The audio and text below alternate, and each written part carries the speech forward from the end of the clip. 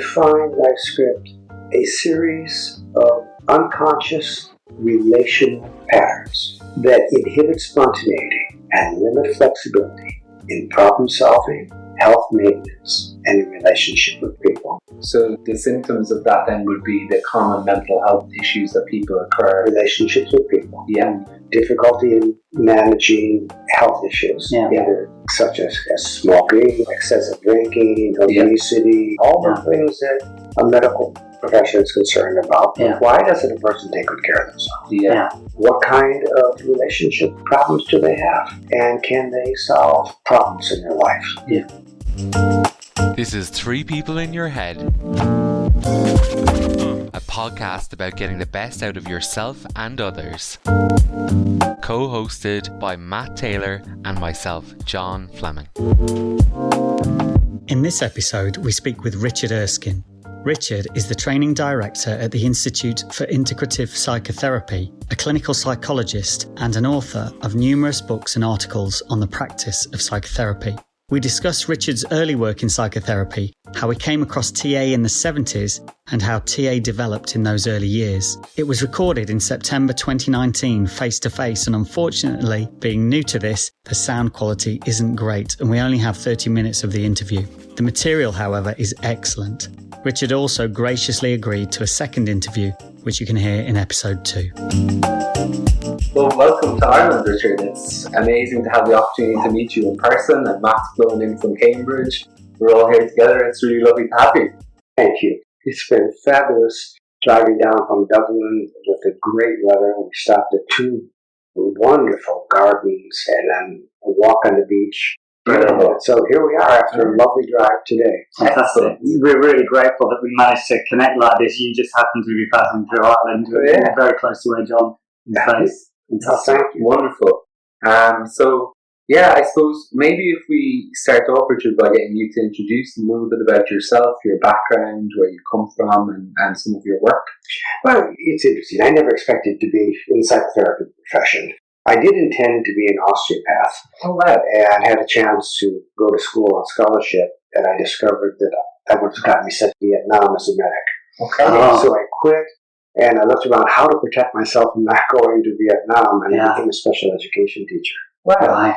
So I spent 4 years in the classroom with what we called at that time emotionally disturbed and socially maladjusted children, which means kids were really in trouble. A lot of the kids, their parents were drug addicts and alcoholics, came from violent situations.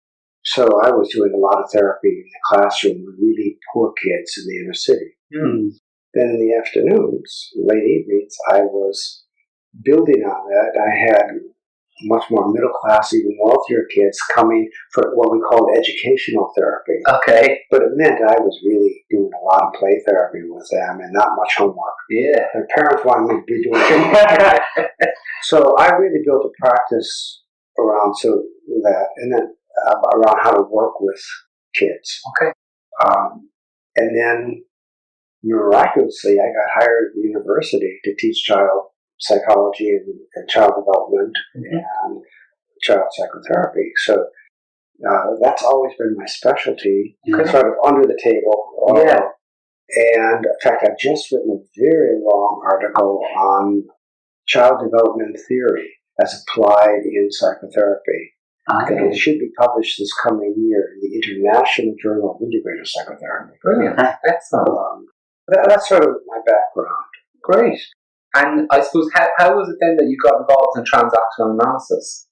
Actually, it started with gestalt therapy. Well, even before that, in 1967, because I was a child therapist, I was hired to be the therapist of a group of nurses who survived a mass murder. Oh, wow. A crazy guy got into a dormitory, tied up the nurses, butchered some of them, and then he fled when one of them sounded the alarm. But all of the young women who survived regressed. Some of them were there and eyewitnesses, some were in the next building, but they were all traumatized, and they hired me. And I had 4 days a week, 2 hours of supervision on the work I was doing with those women. And that was from Bob Neville, who had been Carl Rogers' partner. Oh, right. And so I had a very good foundation in client-centered therapy, in treating trauma in that kind of a setting, which was a therapy without methods. A therapy of really being present with them, of the practicing an unconditional positive regard and non-directiveness. Then along comes Fritz Perls doing a training program in Chicago. So I joined that. And at the same time, Fanita English was bringing Art Byrne to Chicago. She was my neighbor in Hyde Park. Okay, so you're from Chicago. Oh, so you're from Chicago, right? And I asked Fritz, should I go? He said, it's all that game stuff. Okay. Now, I read games people play. I didn't care for it. I still don't care for it. Except there's one chapter on advantages to games. There's a beautiful chapter about the psychological function behind playing games, where he talks about the advantages of games. That I was interested in. And I still admire that chapter. I don't teach games much. I look at what's the dynamics leading up to some cross-transaction. What's the dynamics leading up to somebody feeling awful about themselves or hating somebody else? Rather than identifying the game, confronting the game, trying to find some cross-up in the game. Would you say that in the 60s then, this was what you were doing was kind of pioneering work? I don't know if I would be considered a pioneer at that point, that early, because there were a few other people doing child therapy. It was brand new. There was not much literature. There was not much literature on family therapy either. And most of the psychotherapy literature was psychodynamic, psychoanalytic, really. Not even, and then there was Gestalt therapy, and there was TA, and some bioenergetics. But they were still all in their infancy. TA was very new at that point, so wasn't it? So Fritz Perls said, don't bother to go to their workshop, so I didn't go. Wow. So did you ever meet Eric Byrne? No, I did not. Tell you what, I was too poor. I couldn't afford to go to California. But I did go to a workshop with David Cuffer. And he started putting these little circles on the board. And then suddenly I had a different understanding of what Byrne was getting at in games people play. And so I got intrigued by the concept of ego states. So a lot of my early writings is trying to clarify what is an ego state and what's the different models and why do we have all these different viewpoints and what did Byrne originally mean by child? Of how a person is really stuck in the perspective of being a little boy or a little girl. And what does he mean by parent? How it's really interjecting, taking in the attitudes, the beliefs, the behavior of your parent, and misidentifying them as your own. And then who is here now if they're not contaminated by being a kid or acting like father and mother? So that got me intrigued. And then after those workshops with David Cuffer, who has shared the office with Eric Byrne, he was the first president of ITAA. Interesting. And so he was my original sponsor for my clinical training. Very good. Then he died, and Hedges Capers took over. And Hedges was bringing to each of our training groups the manuscript of what became What Do You Say After You Say Hello? So we started working from that book and the workshops we did with the experiential exercises. And I got so intrigued with life scripts that has been a major thrust of my own research and not scientific investigation, but qualitative kind of research into life scripts and what constitutes a script and what are all the different methods of therapy. Could I ask, so if for this podcast it's going out to the public, it might not be very easy to do this, but would you be able to explain briefly, a summary of what a life script is for somebody who's never come across TA in that field? Actually, I just got an award last year for a series of writings that I did. Where I define life script is a series of unconscious relational patterns that inhibit spontaneity and limit flexibility in problem solving, health maintenance, and in relationship with people. Okay. So the symptoms of that then would be the common mental health issues that people occur. Relationships with people. Yeah. Difficulty in managing health issues. Yeah. Either such as smoking, excessive drinking, obesity, So lack of physiological. exercise. Yeah, all the things that a medical profession is concerned about. Yeah. Why doesn't a person take good care of themselves? Yeah. Right? What kind of relationship problems do they have? Right. And can they solve problems in their life? Yeah. For example, a woman in my workshop not long ago was talking about how she could not write her examination. Every time she'd come home from work, she would sit down to write, but her desk was a mess full of unopened mail and things, and she would get 10 minutes into writing and go blank. Okay. And I started investigating, well, what was it like for you coming home from school doing homework as a little kid? And she came home to an alcoholic mother. Okay. The house was a mess. She had to get her mother cleaned up. She had to do the cooking. She had to do the house cleaning. Right. And there was that old pattern that she had learned that she'd actually even forgotten about without some careful inquiry as part of the And this is why it was unconscious, because it was out of her awareness. That's right. Yeah. Right. Now, how are these patterns formed? That's been a whole debate in the TA literature, and each of the various schools of therapy has focused on the various ways that they're formed. What I talk about in my articles is they're formed by physiological survival reactions. These are when there is ruptures in relationship that happen very early in life before there is language. Now, the kid may have some words, but before they have conceptual language, where they really understand things. So is that particular age? 0 to 6. Okay. Would you think that it's pre-birth as well, stuff that happens while the baby's in the womb? Can be. Certainly traumatized mother, it's going to cross the placenta. Yeah. I'm pretty sure of that. We don't have any really good scientific evidence for that, but we have a lot of anecdotal evidence. Yes. So that when that child is under stress, the body tightens up. So the script is in the body. Then you have that other period of time where the child has some words, some vocabulary, but they don't have concept. They don't understand family dynamics. Mom and dad are fighting, and the kid says, oh, it must be my fault. Or if I'm really good, then daddy won't be drinking. Or if I'm really helpful, mama won't be depressed. So it's not like they made a decision, but they came to a conclusion. Right. Like one of my clients, she kept saying, oh, I'm of no value. And I finally said, well, when did you decide that? Yeah. And she looked at me and laughed. I didn't decide that. In my family, girls are of no value. I'm kid number 5. I had 4 other brothers. My father worshipped them. I came along. My only job was to help mama. Wow. I was of no value. I never decided that. That's normal. That's how it is. Yeah.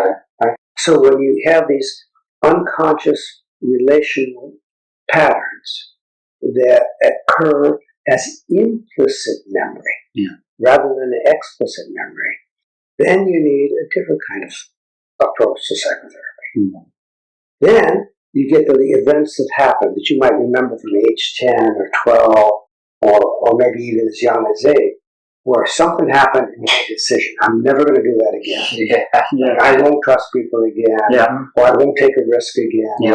Or I give up on school. And those are explicit decisions. That's another kind of therapy. Right. And then we have script that's interjection, like parent ego state. Can you explain introjection? It's an unconscious, defensive identification. Or maybe better say, an unconscious, self-protective identification with thoughts, feelings, behaviors of a significant other that occurs in the absence of full relational contact. Okay. So when that kid doesn't have a full relational contact, where their relational needs are not being met, kind of a vacuum. Okay. So that's the sucking sound of that kid taking in the attitude or the behavior of their parents. Right. Yeah. And that forms another kind of script. Okay. So now if you look at the TA literature, you've got different ways of working. Mm-hmm. You've got explicit memory. Yeah. Ideal for redecision therapy. Right. Maybe using an empty chair. Yeah. And putting whoever the other person is on the other chair, talking to them, coming to the emotional expression, realizing what decision they made, and changing, making a new decision. Okay. Right? And Bob and Mary Goulding, in their book Redecision Therapy, covers that very well. Mm. In my book Integrative Psychotherapy in Action, that's about redecision therapy. Right. When it comes to implicit conclusions, then you need a relational therapy. Okay. That's not something that happened on a specific day at a specific time, Yes. but it's an accumulation Yeah. of event after event. From a certain environment and climate. That's right. It's criticism after criticism after criticism. Yeah. Right. Neglect after neglect. And the person just comes to conclusions. Oh, I'm worthless, or people can't be trusted, or life is suffering. Right. So that's another way of working, and that's why you've got a lot of transactional analysts focusing on relational psychotherapy. Yeah. And some others are focusing on redecision. Yeah. People will need both. Yes. And then the younger the neglect or the trauma, the more it's going to be in the body. In the body, yeah. Or the more severe the trauma, even at an later age, it's going to be in the body. Okay. So a 12-year-old is being beaten by his father. Yeah. That script's going to be in the body tissue. Yeah. Or a 13-year-old, 14-year-old girl who's being molested by some neighbor. Yeah. That script is going to be caught in her body. Mm. So I pushed for a long time in TA that we have a bodily oriented therapy. Yes. That doesn't mean that every therapist is going to touch the client. Yeah. But that we be focused on what's happening in the body. Where's the constriction? Yeah. Yes. Where's the tense muscles? Yes. Then also something that I did pioneer, and you asked earlier, is writing about treatment of the parent ego state, treatment of that interjected script. Okay. Of how we have the person imagine being their parent and provide real psychotherapy for their image of their parent that they carry in their head. Mm-hmm. And there have been some remarkable changes in people's lives through that kind of therapy. Yeah. So we're talking about several different types of transactional analysis when applied in psychotherapy. Yeah. Okay. And is that unique, Richard, from your experience in comparison to maybe other modalities? Because I'm thinking about CBT has become kind of the National Health Service model now in many countries in Europe as the answer to all problems, and it's definitely our experience that that doesn't work for everybody. CBT is marvelous if used in very careful measures and if bracketed by a caring therapeutic relationship. Yeah. But a cognitive and behavioral therapy alone often gets immediate superficial results, but it pushes the problem often underground. Okay. There's a concept of the paradoxical theory of change, and that is the more the psychotherapist pushes for change, the more likely you're going to get an unconscious homeostatic reaction to stay the same. Okay, right. Unconscious. Very interesting. But the person is driven to stay stable. Right? So now, do I use behavioral methods? Yes. But I'm looking at them, and when I'm teaching, I use a diamond shape. Yeah. I teach about working emotionally, what I call the ABCs of psychotherapy. Affect, to deal with what are you feeling? How do you experience it? What's going on emotionally? And then cognitively, what is the person believing? How do they make sense of it? And what do they believe about themselves? What do they believe about others? And the quality of life. And then when they're believing those beliefs, what is their behavior? And when they're doing that behavior, feeling that affect, what's happening in their body? So when I'm doing psychotherapy, I'm looking at affect, cognition, behavior, physiology, but always within the current relationship. What's happening between me and that person, and then also what's happening between that person and the other significant relationships in their life. So, yes, I think it's marvelous. Is it vastly overrated? I certainly think so. What's missing is I'd love to teach cognitive behavior therapists how to work emotionally and with the body. Then I think we'd have a much more complete psychotherapy. Now, transactional analysis does do that. Yes.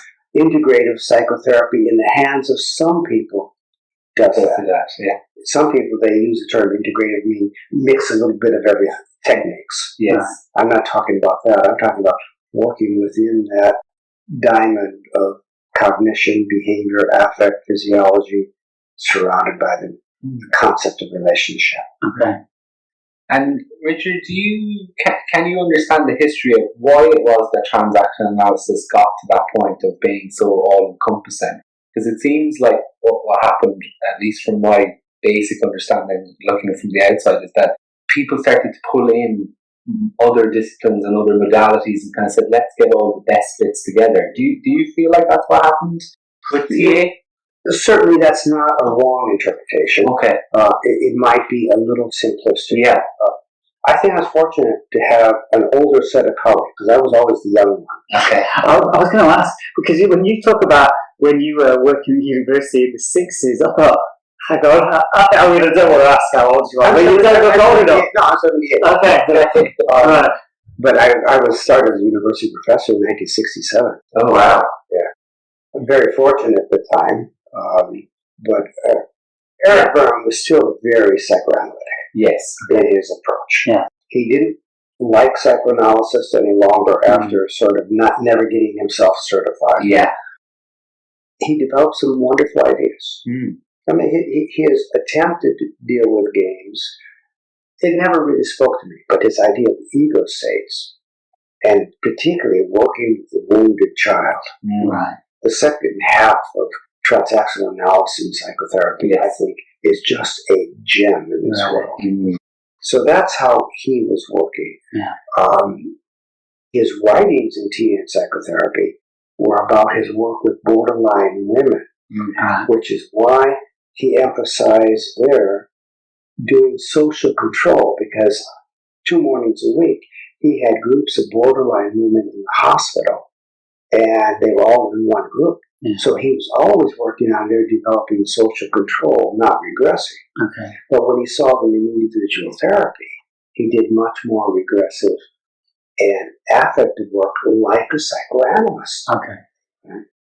At that same time, there were some of us who were training in Gestalt therapy, such as Finnead English, Bob Goulding, myself, and we started bringing in some of the Gestalt methods because they were useful along with the TA concepts. Yeah. Particularly the concept of parent, adult, and child. Yeah. So in those days, I was working in conjunction with a psychiatrist called Edgar Stuntz, and he hired me to teach him Gestalt therapy, and he was trying to sneak in the TA, and we started using empty chair. And he had the idea, oh, well, if you got a child chair here, put an adult chair here. So first we had then 2 chairs. Then we brought in a third, parent, adult, and child. Yeah. And sometimes we had critical parent, nurturing parent, adult, adaptive child, natural child, rebellious child. Wow. And he wrote an article called The Multiple Chair Technique. So there's one of the first real integrations of Gestalt and TA. And TA. Yeah. Bob Goulding, I think, was influenced by a guy named Harold Bernard. Okay. Who wrote a book called Direct Decision Therapy. Harold Bernard, although he was Jewish, had listened to the evangelist Billy Graham. You know who I mean? Yeah, I saw him. And Billy Graham would ask people to come up and make a direct decision to accept Christ in their life. Yeah. And Harold Bernard said, if Billy Graham can direct people to change their life, I can do it. That's true. And he did a course with the American Academy of Psychotherapists that Bob Goulding attended, and Bob picked it up and refined it from there. Okay. Fascinating. Yeah. So he brought that approach into TA. Yeah. Okay.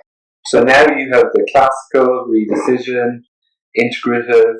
Well, you've got two different kinds of classical. You've got a classical in San Francisco seminar, and one in Carmel. Okay. And Carmel was much more psychoanalytic. Okay. In terms of its style and understanding and relationship with clients, whereas in San Francisco it was more behavioral. Byrne once said he had a bunch of young Turks, he called it, meaning young rebels who had been to university, learned behavioral therapy. This is before we called it CBT. Okay. They called it behavioral therapy. They learned behavioral therapy, such as Claude Steiner had his PhD from the University of Michigan in behavioral therapy. And he influenced Byrne and some of the young people there, whereas Carmel, you had a much older seminar. Okay. So you got two different groups vying for influence in the association. And this association is the IDEA. I'm talking about the early days. Up until about 1973, 74. Then you had people like Jackie Schiff. Jackie Schiff was a sociologist, is that right? No, she was a social worker. And she was interested in child development and traumas of childhood. But she did a lot of encouragement for people to look at things from a developmental perspective. Yes. And that's where kind of more the development theory began to come into TA then, was it? Probably. Not just from her, but there are people like Pamela Dinn, and I've always been bringing in concepts from her child development right away in workshops. And then you have people like Jeannie Clark who brought it in from an educational perspective. But these are the days before 1976 or so. Everybody in the association who was an active member was a psychotherapist. They were all psychologists or psychiatrists. And maybe some people like Jackie Schiff who were social workers. And then there was a lot of pressure on expanding TA so that people in education could get trained and certified, and people in the business world could get trained and certified.